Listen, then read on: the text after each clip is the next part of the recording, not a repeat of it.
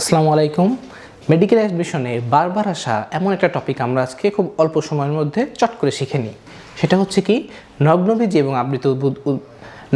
এবং আবৃতবীজি উদ্ভিদ টপিকটার পুষ্পপত্র বিন্যাস, অর্থাৎ আমাদের অধ্যায় 7-এর খুব ইম্পর্টেন্ট একটা টপিক, সেটা হচ্ছে পুষ্পপত্র বিন্যাস। তাহলে প্রথমে আমাদের জানতে হবে পুষ্পপত্র বিন্যাস এই জিনিসটা কি।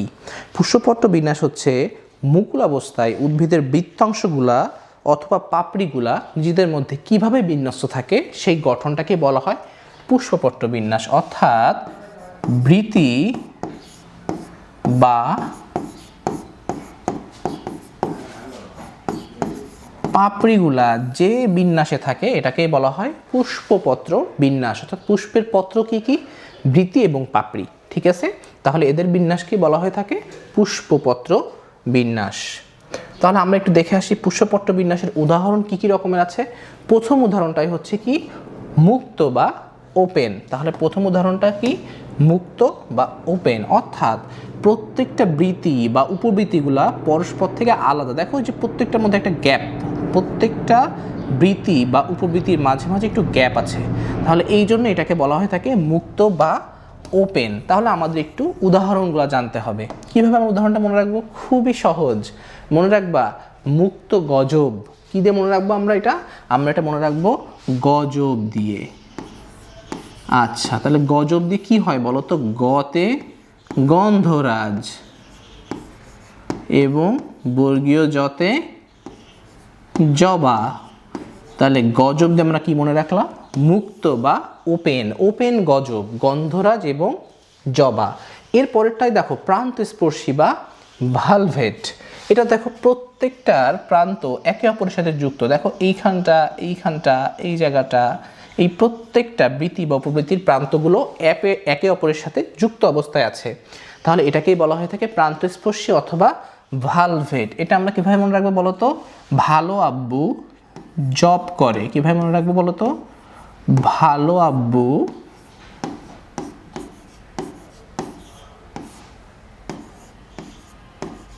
জব করে। ভালো মানে হচ্ছে কি? ভালো মানে হচ্ছে ভালভেট। তাহলে এটা হচ্ছে ভালভেটের উদাহরণ, সেটা আমরা বুঝতেছি হচ্ছে ভালো দিয়ে। আব্বুতে কি বলতো? আব্বুতে হচ্ছে আকন্দ। আব্বুতে হচ্ছে আকন্দ, জবে হচ্ছে জবা। তাহলে ভালো আব্বু জব করে, এটা দিয়ে আমরা মনে রাখতে পারবো প্রান্তস্পর্শী অথবা ভালভেট পুষ্পপত্র বিন্যাসের উদাহরণ, সেটা হচ্ছে আকন্দ এবং জবা। এরপর কি পাকানো বা টুইস্টেড। অর্থাৎ দেখো এখানকার পুষ্পপত্রগুলো প্রত্যেকে কেউ কাউকে স্পর্শ করে নেই। এখানে কিন্তু একটা গ্যাপ আছে, দেখো এখানে একটু গ্যাপ আছে এখানগুলোতে। কেউ কাউকে স্পর্শ করে নেই, কিন্তু প্রত্যেকের প্রান্ত একে অপরের উপরে আছে। প্রত্যেকটা প্রান্ত একে অপরের উপরে আছে। এই দেখো এখানে এই প্রান্তটুকু কিন্তু এটার উপরে আছে, এই প্রান্তটা এটার উপরে আছে, এই প্রান্তটা এটার উপরে, এই প্রান্ত এটার উপরে এবং এই প্রান্তটার উপরে আছে এই। অর্থাৎ প্রত্যেকটা উপবৃত্তি বা বৃত্তির একটা অংশ আছে নিচের দিকে, একটা অংশ আছে উপরের দিকে। এটাকেই বলা হয় টুইস্টেড বা পাকানো। আচ্ছা, তাহলে টুইস্টেড বা পাকানোর উদাহরণটা কি? খুব ইন্টারেস্টিং। সেটা হচ্ছে জব করবি। তোমাকে একজন জিজ্ঞাসা করছে তুই কি জব করবি? এই জব করবিটাই হচ্ছে টুইস্টেড বা পাকানো। তাহলে কি জব করবি? তোমরা নিজেরাই বলো যে এইটা দিয়ে আমরা আসলে কি বোঝাইতে চাচ্ছি। জবের মানে হচ্ছে জবা। জবের মানে কি? জবা। আর করবি মানে কি? করবি।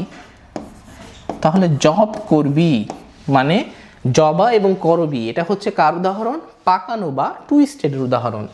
এরপর আমরা শিখব কি? এরপর আমরা শিখব হচ্ছে ইমব্রিকেটের উদাহরণ। তাহলে ইমব্রিকেটটা কি জিনিস? ইমব্রিকেটের ক্ষেত্রে দেখো প্রত্যেকটা পত্র বা উপপত্র অর্থাৎ বৃত্তি বা উপবৃত্তিগুলার কোনোটার একটা বৃত্তাংশের দুই প্রান্তই আবৃত থাকে এবং অপর একটির দুই প্রান্তে অনাবৃত থাকে। যেমন দেখো এইটার দুই প্রান্তই আবৃত, এই যে এটাও উপরে এটাও উপরে, এবং এইটার দুই প্রান্তই অনাবৃত। অর্থাৎ দেখো এরটার কোনো প্রান্তের উপরেই কেউ নাই। তাহলে এটা ইমব্রিকেট। ইমব্রিকেট মানে হচ্ছে কোনো একটা বৃত্তি বা উপবৃত্তি পুরাটাই নিচে, কোনো একটা বৃত্তি বা উপবৃত্তি পুরাটাই উপরে। এটাকে বলা হয়ে থাকে কি? ইমব্রিকেট। তাহলে ইমব্রিকেটের উদাহরণ হচ্ছে কি জানো? কালো কৃষ্ণ। ইমব্রিকেটের উদাহরণ কি? কালো কৃষ্ণ।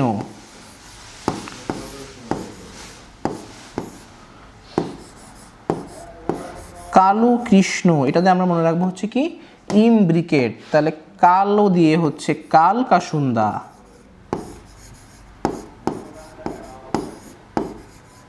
কালো দিয়ে হচ্ছে কালকাসুন্দা, আর কৃষ্ণ দিয়ে হচ্ছে কৃষ্ণচূড়া। কালো দিয়ে কালকাসুন্দা, কৃষ্ণ দিয়ে কৃষ্ণচূড়া। তাহলে এটা হচ্ছে কালো কৃষ্ণ। এটা কার উদাহরণ? ইমব্রিকেটের উদাহরণ। আচ্ছা, এরপরেরটা হচ্ছে কুইকানশিয়াল। এটা পরেরটা হচ্ছে কি কুইকানশিয়াল। এখানে দুইটা বৃত্তাংশ পুরাপুরি বাইরে থাকে, দুইটা পুরাপুরি ভেতরে থাকে। অর্থাৎ এই একটা বৃত্তাংশ এবং এই একটা বৃত্তাংশ, এরা দুইজনই পুরাপুরি ভেতরে, এবং এই একটা বৃত্তাংশ এবং এই একটা বৃত্তাংশ এরা পরস্পর বাইরে। এটাকেই বলা হয় কুইকানশিয়াল।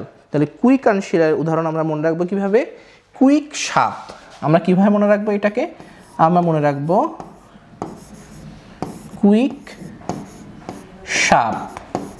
কুইক দিয়ে আমরা মনে রাখবো এটা কুইকানশিয়ালের উদাহরণ, এবং সাপ দিয়ে আমরা মনে রাখবো সাথে হচ্ছে সরিষা এবং পথে হচ্ছে পেয়ারা। সরিষা এবং পেয়ারা। এরপরে আছে আমাদের কি? এরপরে আছে হচ্ছে ভ্যাক্সিলারি। অর্থাৎ ভ্যাক্সিলারিটা একটু অদ্ভুত গঠন। অর্থাৎ প্রথমেই একটা বড়, প্রথমেই একটা কেমন? প্রথমেই একটা বড়, তার দুই পাশে দুইটা ছোট, তার নিচে আরও দুইটা ছোট। এটাকেই বলা হয় কি ভ্যাক্সিলারি গঠন। অর্থাৎ সবচেয়ে বড় পাপড়িটার ভেতর বাকি পাপড়িগুলা একত্রিত হয়ে থাকে। ভ্যাক্সিলারির উদাহরণটা আমরা কিভাবে মনে রাখবো? এটা হচ্ছে মশা দিয়ে মনে রাখবো। কি দিয়ে মনে রাখবো? মশা। মনে রাখবো আমরা মশা দিয়ে। মতে হচ্ছে মটরশুঁটি, মতে মটরশুঁটি। আমরা কি দিয়ে মনে রাখবো? আমরা মনে রাখবো মশা। মতে হচ্ছে মটরশুঁটি এবং তালব্য সাথে হচ্ছে শিম। তাহলে মটরশুঁটি এবং শিম। তাহলে আমরা মোটামুটি সবগুলা পুষ্পপট্ট বিন্যাসের প্রকার এবং উদাহরণগুলা শিখে ফেললাম। তাহলে দেখি আমরা কি কি প্রশ্ন এসেছে। দেখো, কোনটা ইমব্রিকেট পুষ্পপট্ট বিন্যাস? আমরা একটু আগে পড়ে আসছি ইমব্রিকেট হচ্ছে কি? ইমব্রিকেট হচ্ছে কালো কৃষ্ণ। ইমব্রিকেটটা কি ছিল বলো তো? কালো কৃষ্ণ। অর্থাৎ এটার উদাহরণ ছিল হচ্ছে কালকাসুন্দা এবং কৃষ্ণচূড়া। দেখি তো অপশনে কোনটা আছে? এই যে কালকাসুন্দা। তাহলে এটা অ্যান্সার। তাহলে পরের প্রশ্ন আমরা চলে যাই। প্রান্তস্পর্শী এস্টিভেশনের উদাহরণ কোনটা? অর্থাৎ টুইস্টেড। আমরা টুইস্টেডের জন্য কি পড়েছিলাম বলতো? টুইস্টেডের জন্য পড়েছিলাম আমরা জব করবি। কি পড়েছিলাম আমরা? জব করবি। তাহলে এটার উদাহরণ কি ছিল? জবা। আর এটা ছিল করবি। তাহলে দেখি তো অপশনে কোনটা আছে? এই যে অপশনে আছে জবা। তাহলে এটাই অ্যান্সার। তাহলে দেখো, খুবই কঠিন একটা জিনিসকে আমরা একটু মজার ছলে, একটু খেলার মতো করে খুব সহজে মনে রাখতে পারি। এভাবে এই কঠিন জিনিসটা থেকে কিন্তু আমরা পরীক্ষায় যে কোনো প্রশ্ন আসলে, সেটা বোর্ডে আসুক, সেটা অ্যাডমিশন টেস্টে আসুক, আমরা কিন্তু অ্যান্সার করতে পারি। এতক্ষণ সাথে থাকার জন্য ধন্যবাদ। আসসালামু আলাইকুম।